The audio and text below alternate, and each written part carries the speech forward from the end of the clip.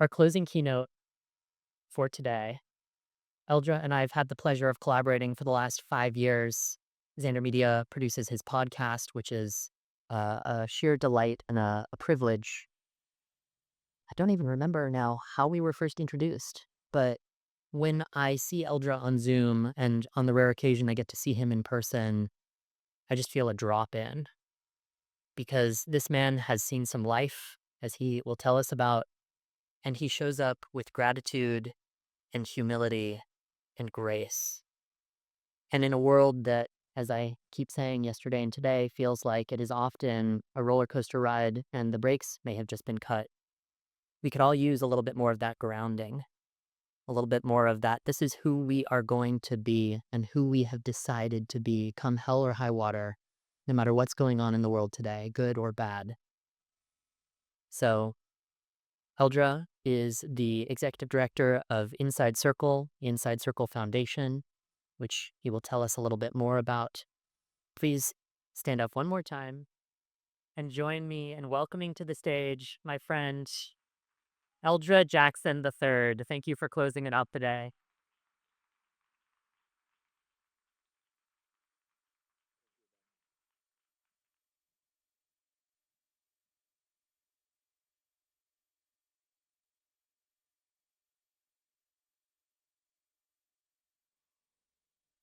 Do I have your permission to speak?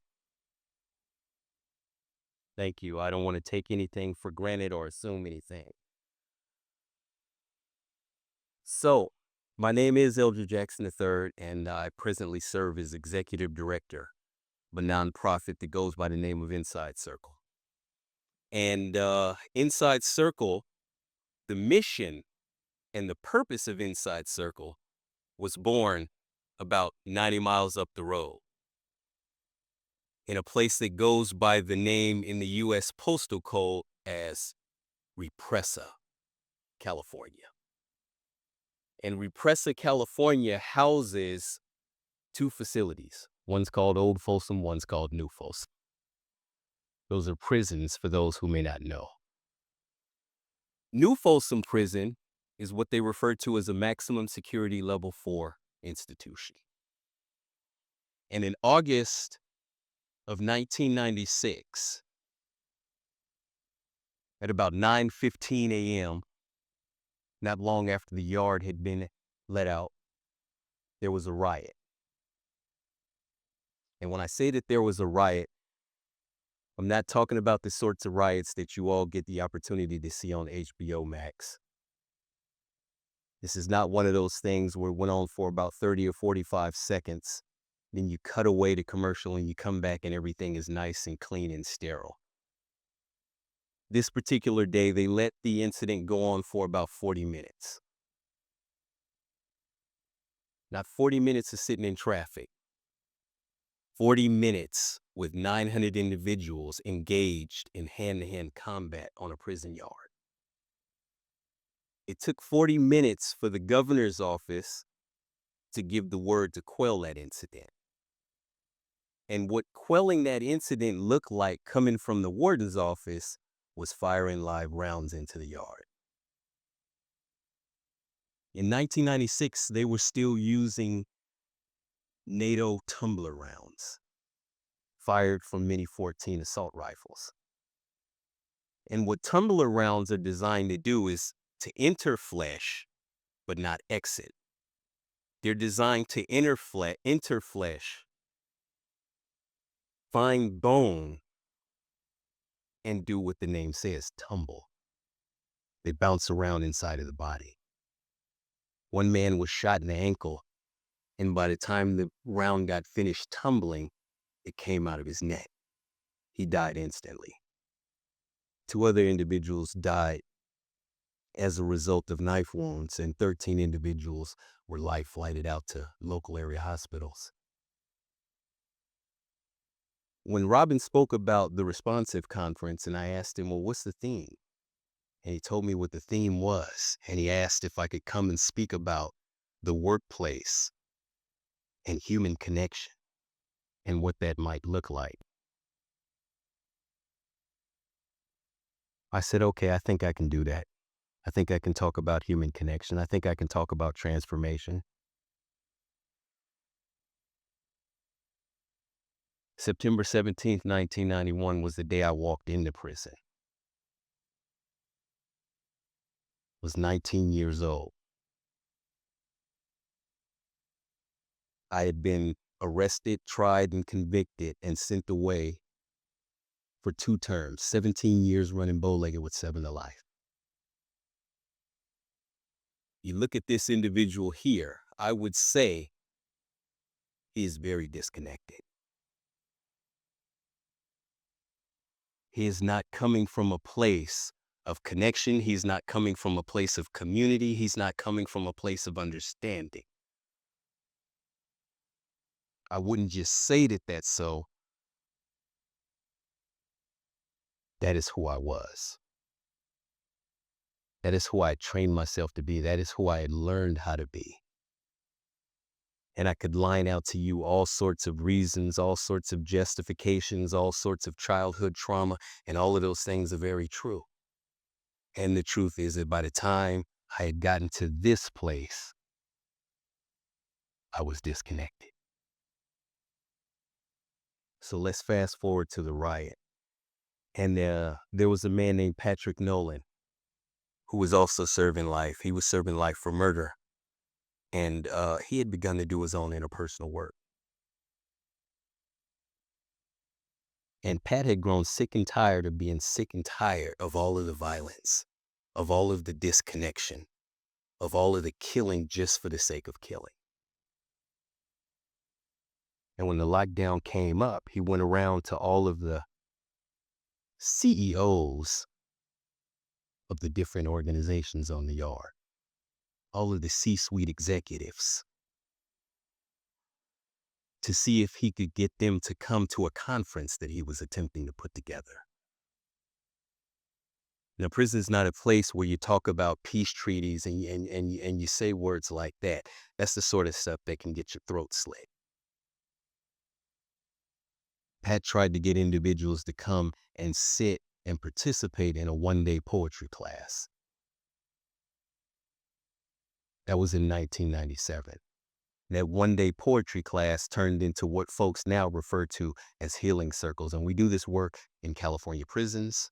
We do this work with all of the juvenile justice facilities in the state of New Jersey. We are in the county jail in Memphis, Tennessee. We're in the juvenile hall in Tennessee. We are in the, where else are we? We're in the juvenile hall in Brooklyn. We are in Zaanstad Correctional Facility in Amsterdam, the Netherlands. We just started a new initiative working with 4 groups in Bed-Stuy in the community that they don't really get along with each other. 2 of those groups now are working with each other.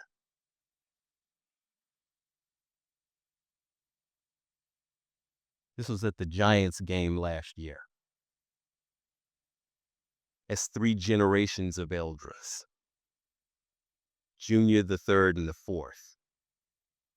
There's a little bit more connection there, I'd say. There's a little bit more compassion there, I would say. There's a little bit more willingness to be open, a little bit more willingness to engage with humanity. A lot of leaders in this room, a lot of companies, a lot of organizations. And here in 2025, it can be very easy to get disconnected. It can be very easy to forget the human element in work. I work in a fast-paced world in the nonprofit sector with individuals and projects going on literally all over the world, and there's so much to be managed. There's so much. My phone has gone off 4 times since I've been on this stage right now, and I can guarantee you each one of those calls is a forest fire that needs tending to. The most important part of the work that I do, the most important part of the work that you all do, is creating a space for human connection.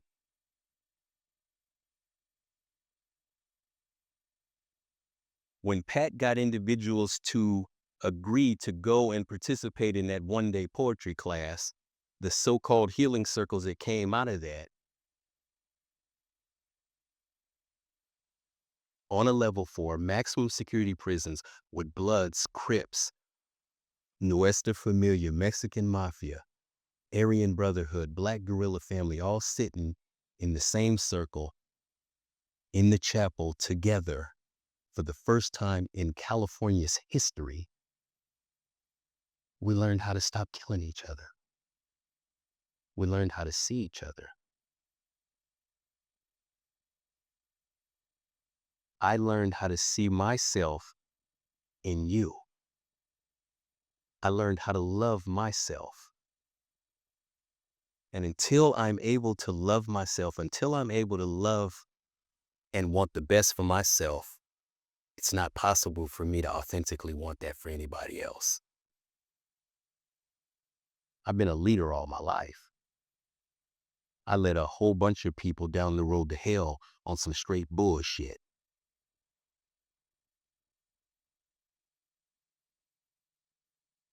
What kind of leader I am is the question. What my intention is the question. Now, I could stand up here all day and run my mouth. I'm a Jackson, I'm an Eldra, and that's what we do.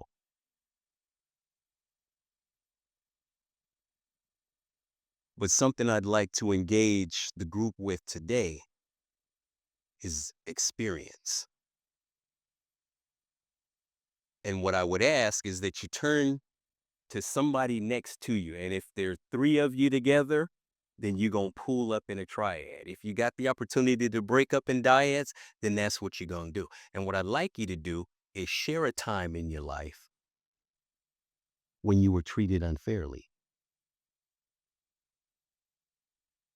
What I'm asking you to do is take the opportunity to open up, be vulnerable, and let somebody see you. Be willing to be seen. Be willing to be heard, and be willing to be felt. Because as a manager, as a leader, I have a responsibility to see my people. I have a responsibility and an obligation to hear them and understand where they're coming from. Not just to know what they can do, but who they are. Because who they are is what drives them. So let's take a moment. I'm looking at the clock now. We'll take 3 minutes. Take 90 seconds, talk to your partner, and share a time that you were treated unfairly. And then at the 90-second mark, we'll switch. Okay. Let's look for a way and a space to wrap that up and come back into this space together. I know we can all find times and places and talk all day about being fucked over, but let's bring it back into this space. Whole lot of energy there. Whole lot of energy there. Oh, yeah. You mean just one time? Just one time when I got screwed over in my life? What'd that feel like? Yeah. The experience when you got fucked over, that felt shitty. And what did that feel like? Cathartic. Yeah. What helped it have that cathartic experience for you?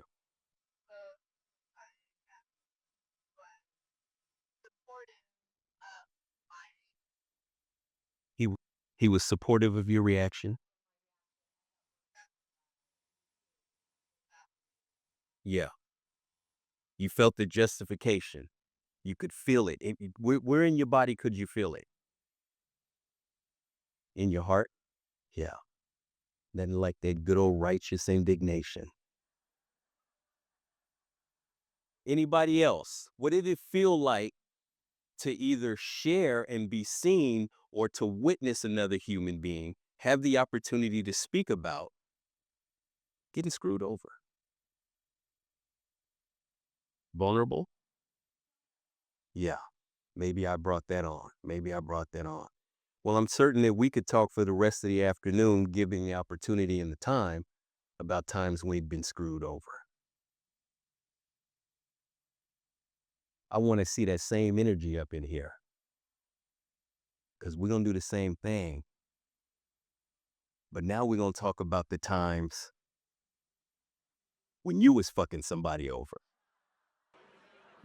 Y'all really like talking about fucking people over, don't you?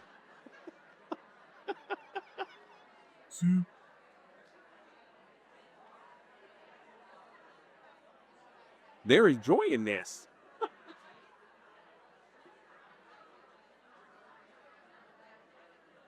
If you can hear me, raise your hand.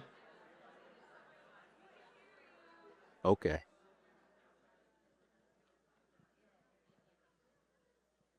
Didn't seem like y'all wanted to stop talking about that. So what was that like? Sure. It was cathartic. That was the example. How, how so? Um, I think there's something about unburdening a thing that you know that it wasn't great and sharing with someone and like knowing that they're not gonna judge you too harshly because they're next.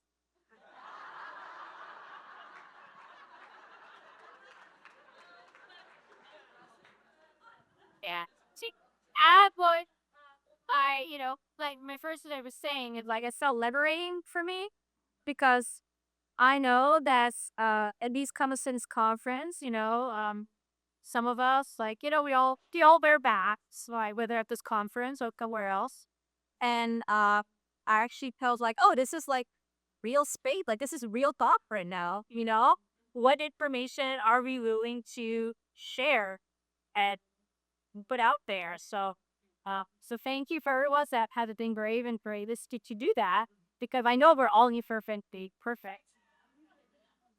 I felt seen and I just pick up. Okay? Two things you said there. You used the term mask and you said you felt seen. How many other people by a raise of hands? I was gonna say I felt like in the first situation of who fucked me over, right? I as I was telling that story, I was all surprised by how much I wasn't bothered by it now. Right? I'd gotten over that. I'm fine, whatever. It was a while ago. But I was talking about where I fucked someone else over. I felt more guilt around that and had carried that. So that contrast between the two, to me, was really aggressive. Where I felt I held on more says. And how does that guilt show up in your life today? Probably not long.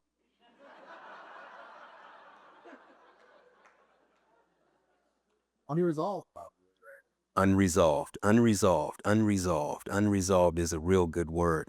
So if I've got something that I'm carrying around that's unresolved and I'm unaware that that shit is in there, how is it showing up in the world? How is it leaking out? Driving the bus. And if I'm a manager, if I'm a leader, if I'm a CEO, if I'm an executive, if I am all of these titles and hats that folks like to wear, and that's what's driving the bus, what's my impact in the world?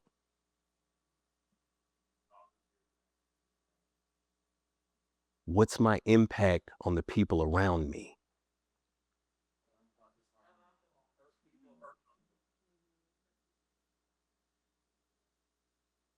Am I really at my best? Am I performing at peak performance? And can I really expect those who are following me to perform in a way other than I am? Or do I think that I'm so smart that the world doesn't see what I have going on?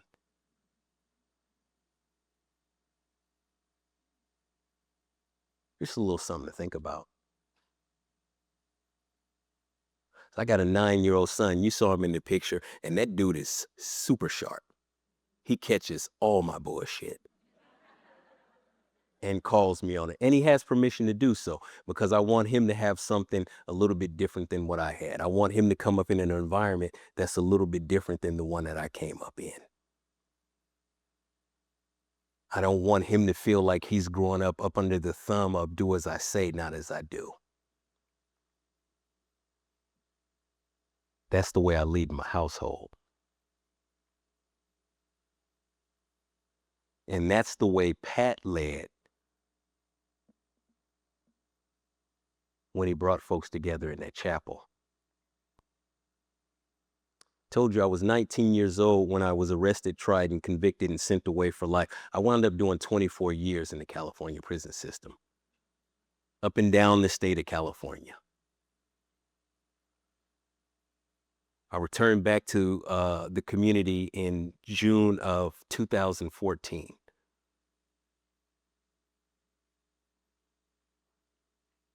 What we were able to do in that chapel, what Pat was able to do in that chapel was create an environment that felt like community. It felt liberating. It felt free.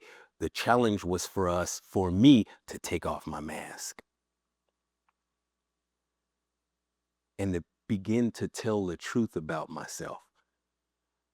Not in the belief or the hope that it would change anything or it would make anything to go away. But if I was able to talk about my pains and my hurts more, it began to hurt a little bit less. And when it began to hurt a little bit less, I found myself in a position of not wanting to hurt others. In the United States, the recidivism rate hovers in the 60th percentile. In California, it hovers in the 70th percentile. And what they utilize to gauge recidivism is they track 36 months.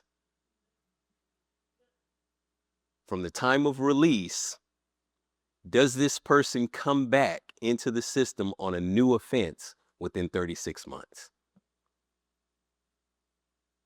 Inside Circle's recidivism rate, and we've had just under 800 individuals go through the program since 1997. And in that time, we've had, the number is we're at 423, I believe, that have been returned to the community since then. And our recidivism rate is 0.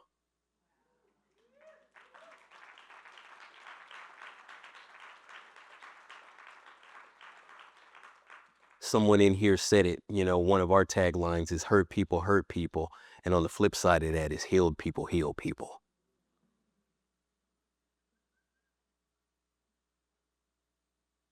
And what I have found is that when people are willing to see other people, when people are willing to be with other people, we have a very different world. That's the world I want my little boy to grow up in. I want my world to grow up in a place where not necessarily people don't fuck over each other because we're human, but we're willing to own it and talk about it and be vulnerable and take off the mask and perhaps investigate, where does that motivation come from within me? Because if I can get to that, I can do a little bit of healing. Thank you for sharing some time with me. It's been an honor and a pleasure.